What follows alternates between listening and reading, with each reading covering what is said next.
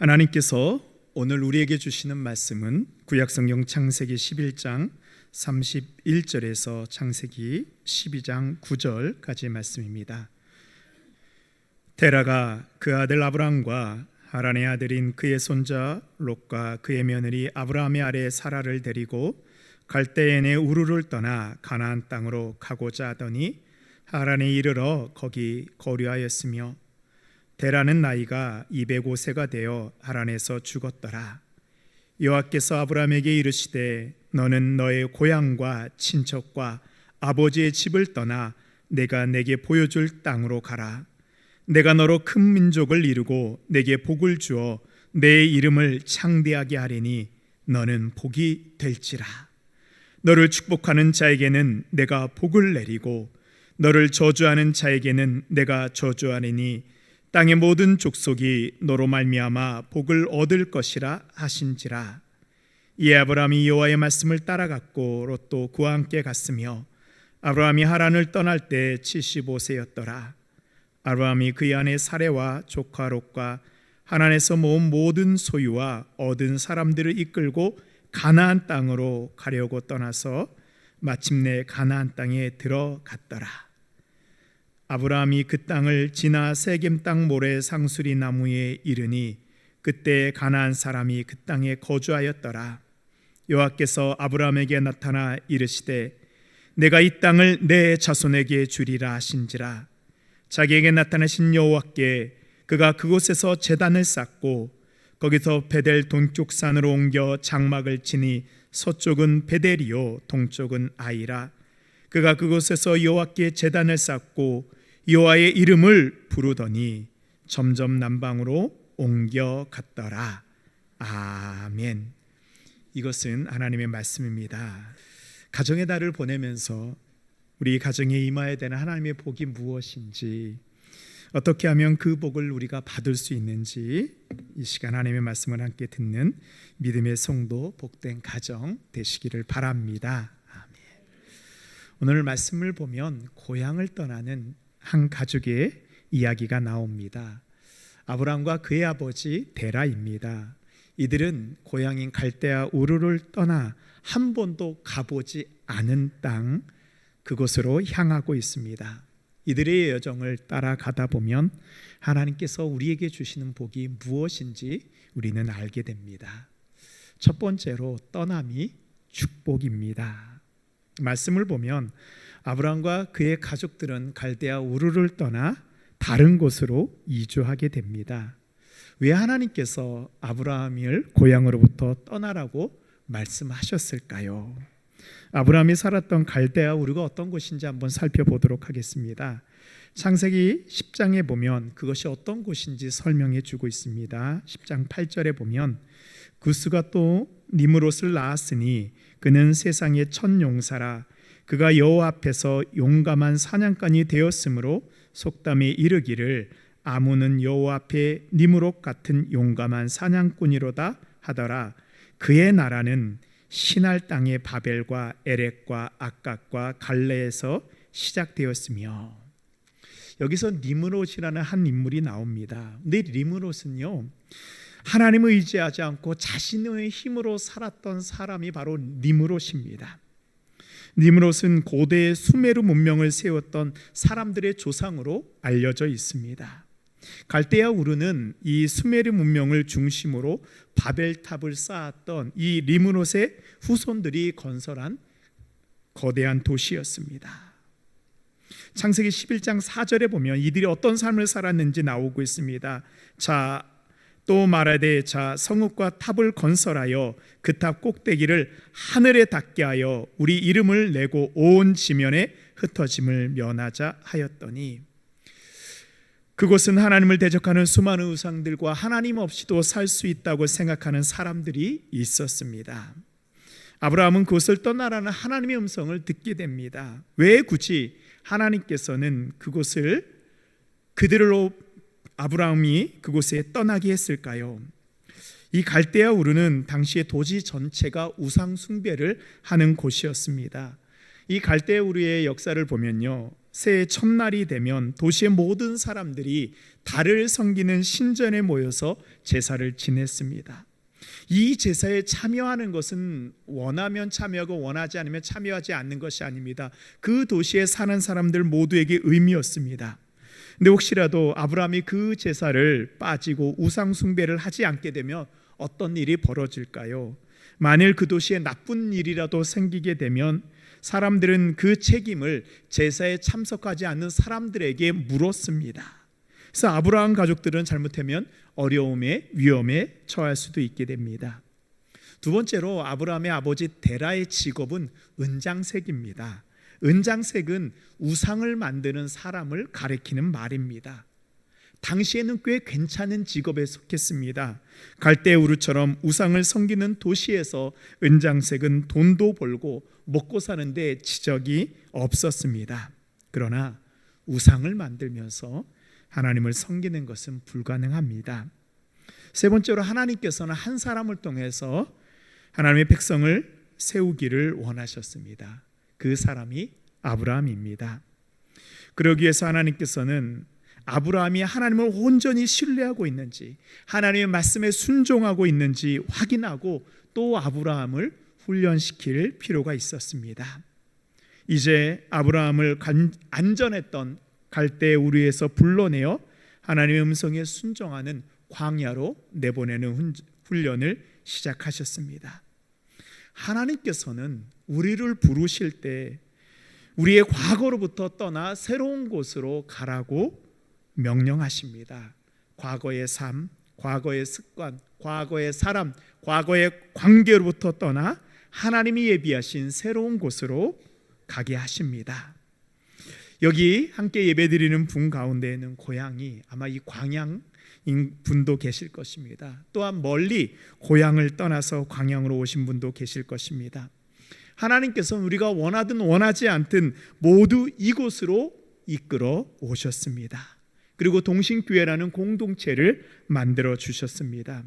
우리의 떠남의 여정에는 하나님의 뜻과 계획이 그 가운데 담겨져 있습니다.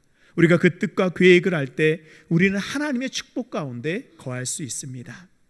지금 우리가 여기에서 예배드리는 것은 우연이 아닙니다. 하나님의 인도하신 가운데 우리가 예배를 드리고 있습니다. 하나님께서는 아브라함에게 두 가지 명령을 내리십니다. 우리 오늘 읽은 말씀 12장 1절 말씀 우리 함께 읽도록 하겠습니다. 시작. 여호와께서 아브라함에게 이르시되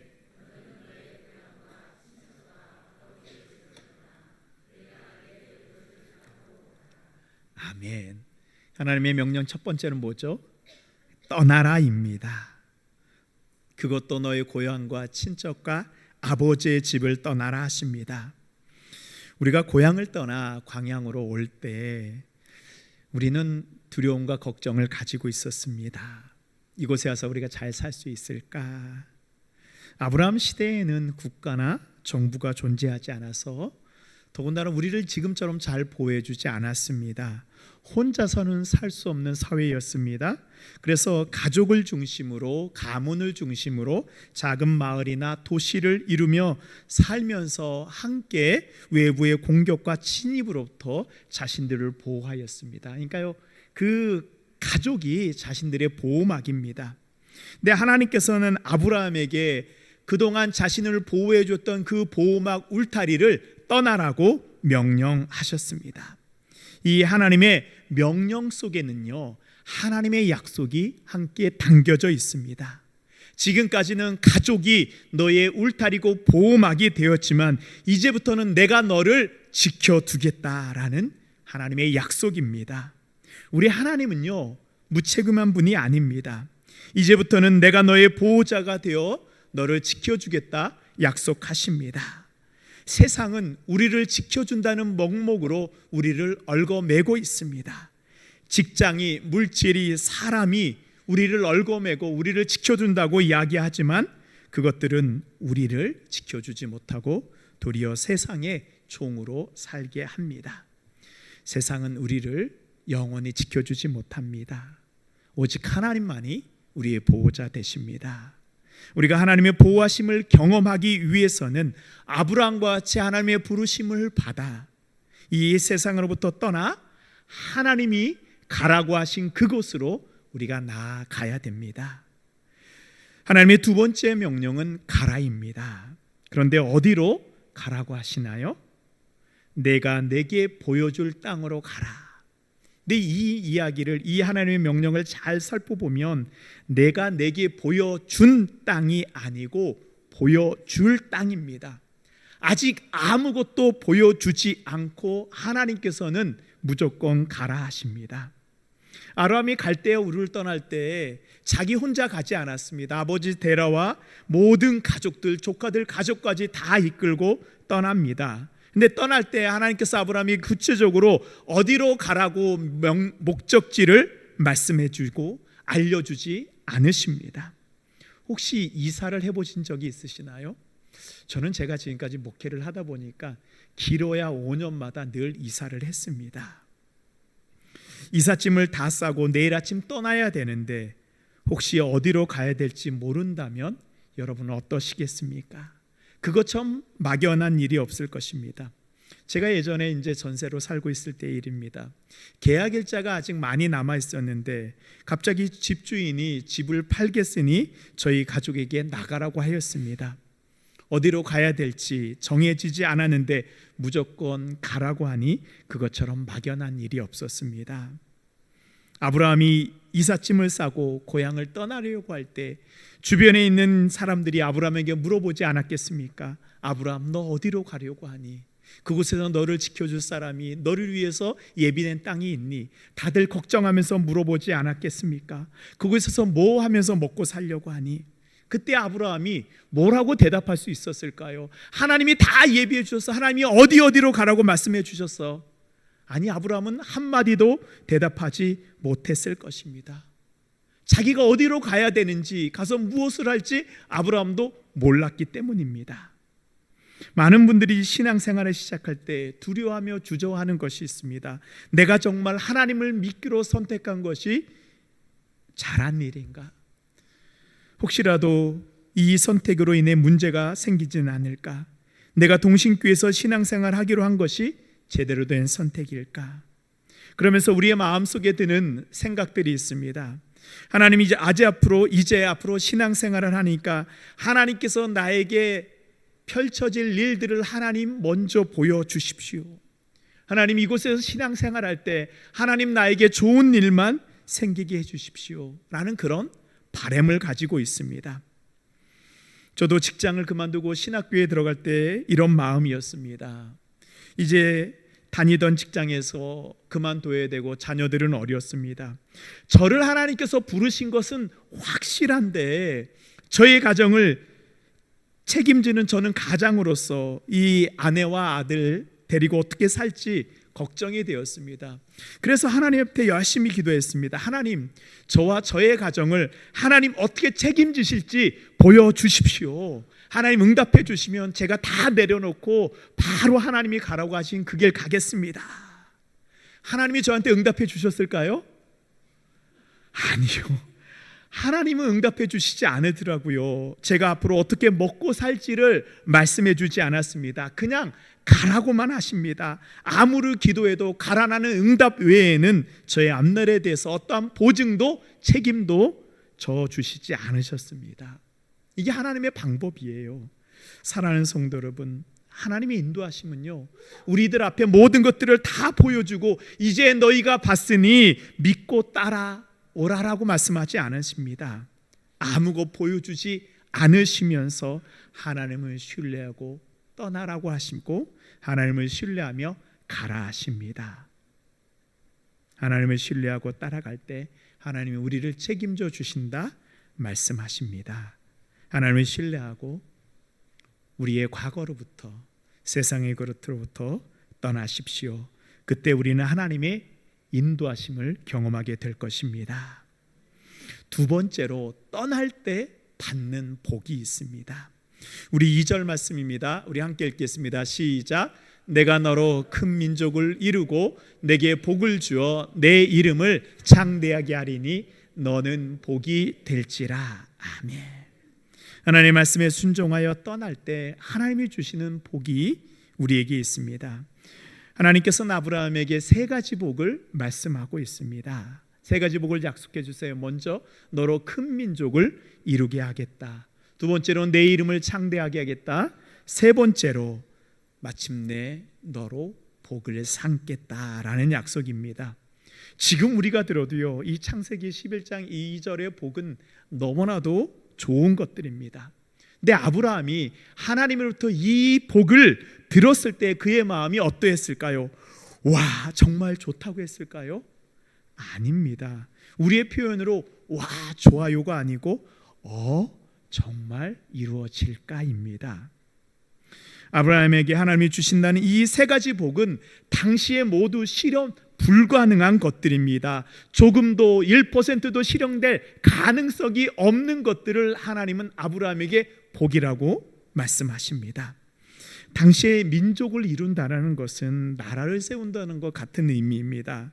나라는 세 가지가 있어야 되죠. 국민, 주권, 영토입니다. 그런데 아브라함에게는 아무것도 없었습니다. 아브라함의 가족은 기껏해야 수십 명 정도입니다. 아브라함이 그의 평생 소유한 땅은 자신과 자신의 아내 사라가 묻혀져 있는 그 무덤 막벨라 굴이 전부였습니다. 아브라함이 막벨라 굴을 헷족속에게 살 때 자신을 이렇게 표현합니다. 창세기 23장 4절에 보면 나는 당신들 중에 나그네요 거류하는 자이니. 나는 나그네라고 얘기합니다. 아브라함은 자신의 땅을 한 번도 소유해 본 적이 없다라고 생각합니다. 그 이 막벨라 굴도요 무덤이잖아요. 그런데 헷족속은 아브라함을 뭐라고 부르는지 아세요? 우리 23장 5절에 보면 헷족속이 아브라함에게 대답하여 이르되 내 주여 들으소서 당신은 우리 가운데 있는 하나님이 세우신 지도자이시니. 아브라함은 자신을 나그네라고 얘기했지만 도리어 그 땅에 살고 있는 이방인들은 아브라함을 보면서 하나님이 세우신 지도자라고 말하고 있습니다. 아브라함의 자손 야곱이 가나안 땅을 떠나 애굽으로 갈 때 70명의 인원이 이제 70명의 가족이 애굽으로 내려갑니다. 70명이 무슨 민족을 이루겠습니까? 근데 하나님께서는 그 70명을 통하여 아브라함에게 주셨던 약속을 이루십니다. 이제 애굽 이집트에서 400년 뒤에 출애굽을 하게 될 때 말씀에 의하면 장정만 60만 명, 대략 200만 명에서 300만 명이 엄청난 민족이 홍해를 건너 출애굽하여서 가나안 땅을 정복하고 다윗 왕조를 세워 하나님의 약속이 성취되게 됩니다. 우린 눈앞에 있는 것을 보고 불가능하다고 하지만 하나님은 미래를 보시며 앞날을 보시며 약속을 우리에게 말씀하십니다. 하나님의 약속에 순종한 한 사람을 통해서 하나님께서 한 민족을 세워주셨습니다. 우리들도 우리의 자녀들, 우리 자손들을 볼 때 늘 걱정하잖아요. 우리의 자녀들이 직장에서 잘할 수 있을까? 공부는 잘할 수 있을까? 또한 좋은 곳에 취직하기를 원합니다. 결혼도 좋은 사람하고 하기를 원합니다. 근데 이것이 다 우리의 마음대로 우리의 뜻대로 되지 않는 것이 현실이죠. 그러나 우리가 아브라함과 같이 하나님의 약속을 믿고 붙잡을 수 있다면, 하나님의 말씀에 순종했다면 믿음의 사람 한 사람을 통해서, 믿음의 사람 우리를 통해서 우리의 자손이 아브라함에게 주셨던 그 복을 받고 하늘의 별과 같이 바다의 모래알 같이 한 민족을 누리는 은혜가 있을 것을 믿습니다. 아멘. 우리는 우리의 자손들에게, 우리의 자녀들에게 이 약속을 전달해주고 이어주는 사람들입니다. 비록 자녀들이 아직 깨닫지 못할지라도 분명히 알려주십시오. 신앙을 전수해 주십시오. 그리고 자녀들에게 당당히 말씀하십시오. 하나님의 말씀 따라 살 때 하나님께서 복을 주시나 복을 주시지 않나 시험해 보라 이야기할 수 있어야 됩니다. 하나님을 믿는 우리는 담대한 사람들입니다. 하나님이 복이기 때문에 하나님이 우리와 함께 하실 때 우리와 우리의 자녀들까지, 자손들까지 하나님의 복을 받을 것을 믿습니다. 아멘. 아브라함이 받은 두 번째 복은 그의 이름이 창대하게 되는 것입니다. 아브라함의 고향 갈대아 우르는 바벨탑이 세워졌던 곳입니다. 사람들이 바벨탑을 세운 이유가 무엇인가요? 창세기 11장 4절에 이렇게 말씀하고 있습니다. 또 말하되 자 성읍과 탑을 건설하여 그 탑 꼭대기를 하늘에 닿게 하여 우리의 이름을 내고 온 지면에 흩어짐을 면하자 하였더니, 탑을 쌓은 이유가 이름을 내기 위해서 바벨탑을 쌓은 것입니다. 여기서 이름을 낸다라고 할 때 이 낸다라는 그 히브리어는 이 아사라는 그런 단어를 사용하고 있습니다. 이 아사라는 알리다라는 뜻도 있지만 하나님께서 세상을 창조하실 때 만드셨다, 성취했다라는 의미를 같이 가지고 있습니다. 즉 바벨탑을 쌓은 사람들의 목적은 무엇이냐면 자신의 힘으로 무언가 성취하고 이름을 내고 싶었습니다. 스스로 무엇이든지 할 수 있는 존재라고 여김을 받고 싶었습니다. 현대에도 바벨탑을 쌓는 사람들이 있습니다. 이제 과학이 문명이 발달하면서 이제 달을 넘어서 사람들은 화성에 가려고 준비를 하고 있습니다. 로봇과 AI 인공지능이 합쳐져 사람보다 더 뛰어난 그런 것들이 만들어지고 있습니다. 의학은 사람이 120살까지 살 수 있도록 의료 기술을 발달시키고 있습니다. 그러나 이런 것들을 통해서 바벨탑은 완성될까요? 아니요, 완성되지 못합니다. 과학과 문명, 기술이 발달하면 발달할수록 사람들은 모든 것을 성취한다고 여기지만 사실은 그렇지가 않습니다. 최첨단 문명이 발달하면 발달할수록 빈부의 격차는 점점 더 심해지고 있습니다. 사람들 간의 경쟁은 더 치열해지고 있습니다. 한번 넘어지고 무너진 사람들은 다시 재기할 수 있는 기회가 없어지고 있습니다. 계층 간 사다리는 무너져 버렸습니다. 바로 사람들의 욕심 때문입니다. 하나님같이 되려고 했던 아담과 하와 속에 있는 그 욕심이 여전히 우리로 하여금 우리의 이름을 내고 싶은 바벨탑을 쌓게 합니다. 그러나 그 바벨탑은 무너질 수밖에 없는 탑입니다. 그러나 아브라함은 어떻게 되었나요? 하나님께서는 아무것도 가진 것이 없는 그를 통하여 하나님의 나라를 이 땅에 시작하게 하십니다. 우리가 지금 믿음의 조상을 누구라고 부르고 있습니까? 아담을 믿음의 조상이라고 하나요? 노아를 믿음의 조상이라고 하나요?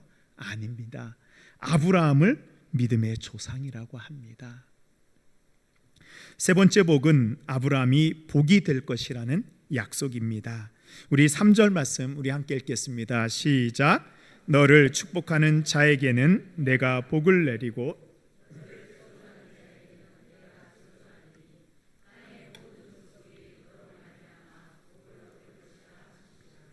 아멘. 우리가 생각하기에 아브라함은 정말로 이 하나님의 복이 될 정도로 축복의 통로가 될 정도로 대단한 사람일까요? 아니요, 제가 성경을 읽어보니까요 아브라함은 그 정도 인물이 되지 않더라고요. 자식이 하나도 없는 아브라함은 당시에 복을 받은 그 기준에 들어가지 못합니다. 그러나 아브라함을 통하여 아브라함과 함께 있던 모든 사람들이 복을 누리게 됩니다. 아브라함의 자녀, 아브라함의 수하에 있던 이방인들까지 모두 복을 누리게 됩니다. 아브라함은 축복의 사람이 되고 아브라함을 축복하는 사람에게는 그 사람에게도 축복이 임하고 아브라함을 저주하는 사람은 그 인생도 저주를 받게 됩니다. 우리도 아브라함이 받은 복을 우리도 받은 사람들입니다. 우리가 가는 모든 곳에 하나님이 복이 임하는 것을 믿으시기 바랍니다. 아브라함이 갔던 가나안 땅이 복된 땅이 될 수 있었던 이유는 그 가나안 땅이 기름지고 좋은 땅이어서가 아니고 하나님이 아브라함과 함께하기 때문에 그곳이 복된 땅이 된 것입니다. 그래서요 우리는요 기도해야 될 것이 있습니다. 우리가 가는 그곳이 복된 땅이 되도록 기도해야 됩니다.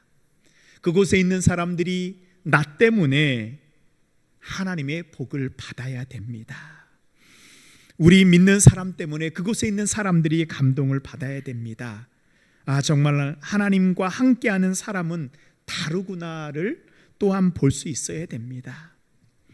마지막으로 순종할 때 하나님이 약속하신 복이 이루어집니다. 하나님의 말씀에 순종할 때 하나님께서는 아무것도 아닌 우리를 사용하셔서 우리를 창대하게 하시고 하나님의 위대한 계획을 이루어 주십니다. 이루어지지 않을 것 같은 이 세 가지 약속을 받았던 아브라함은 어떻게 반응할까요? 아브라함이 아무리 생각해도 이것은 이루어질 수 없는 것입니다. 그러나 아브라함은 이렇게 반응합니다. 4절 말씀입니다. 이에 아브라함이 여호와의 말씀을 따라갔고 롯도 그와 함께 갔으며 아브라함이 하란을 떠날 때 75세였더라. 아브라함이 하나님의 말씀에 순종할 때 그 나이가 몇 세였더라고요? 75세였어요. 이제는 모든 것을 인생을 정리해야 되는 그 시기에 아브라함은 하나님의 명령에 순종하게 됩니다. 여호와의 말씀을 따라갔고, 성경은 다른 여러 가지를 이야기하지 않습니다. 단 한마디로 정리합니다. 여호와의 말씀을 따라갔고, 아브라함은 이것저것 따지지 않았습니다. 나의 환경이 어떻든지, 나의 건강이 어떻든지, 나의 상황이 어떻든지 말하지 않고 단순하게 말씀에 순종합니다. 이 한마디를 위해서 아브라함은 결코 짧지 않은 고민의 시간을 가졌을지도 모릅니다. 그러나 결론은 하나입니다. 하나님의 말씀을 따라가는 것입니다. 창세기를 보면 여러 가지 면에서 아브라함의 부족한 부분이 드러나게 됩니다. 아브라함이요, 처음에 하나님의 말씀에 순종했지만 나중에요, 하나님의 약속을 믿지 못해 애굽으로 피신을 하기도 합니다. 자신의 아내의 사례를 누이라고 거짓말을 하기도 합니다. 하지만 아브라함이 믿음의 조상으로 불리는 이유가 여기 있습니다. 아브라함은요, 하나님이 말씀하시면 주변의 상황을 따지지 않고 자신의 생각과 다를지라도 믿음으로 하나님의 말씀에 순종하였습니다. 이것이 바로 하나님을 감동시키는 믿음이요, 믿음의 역사를 일으키는 힘입니다. 하나님의 말씀에 순종할 때 하나님께서는 아무것도 아닌 우리를 사용하셔서 우리를 창대하게 하시는 하나님의 위대한 계획을 우리를 통해 성취하십니다. 우리가 아브라함의 순종을 보면서 한 가지 교훈을 받게 됩니다. 하나님의 말씀에 따라 순종하는 길을 갈 때 처음에 아브라함의 신앙은요, 그리 크지 못했습니다. 아내를 누이라고 속이고 후손 자식을 주겠다고 하는데도 하나님의 약속을 믿지 못해 하갈을 통해 이스마엘을 낳기도 합니다. 그럼에도 아브라함은 하나님의 말씀을 따라갔고 믿음의 조상이 되었습니다. 그렇습니다. 우리도 부족한 믿음일지라도, 작은 믿음일지라도 순종하기 위해서 애써야 됩니다. 모든 것이 이해되고 믿어진다면 더욱 좋겠지만, 그렇지 않을지라도 하나님은 신뢰하고 나를 들이십시오. 믿음으로 순종하십시오. 그때 하나님께서 우리의 믿음을 더욱더 견고하게 세우시고 우리를 성장시켜 주실 것입니다. 사랑하는 성도 여러분, 이제 하나님께서 우리에게 말씀하십니다. 믿음으로 순종하여 과거의 삶으로부터, 세상으로부터 떠나 하나님이 보여주실 그 약속의 땅으로 가라. 그곳에서 약속한 복을 주시겠다 말씀하십니다. 이제 하나님이 보여주신 믿음의 땅으로 나아가십시오. 하나님이 약속하신 복이 우리 모든 성도님들과 우리의 믿음의 가정에 임할 것을 믿습니다. 아멘.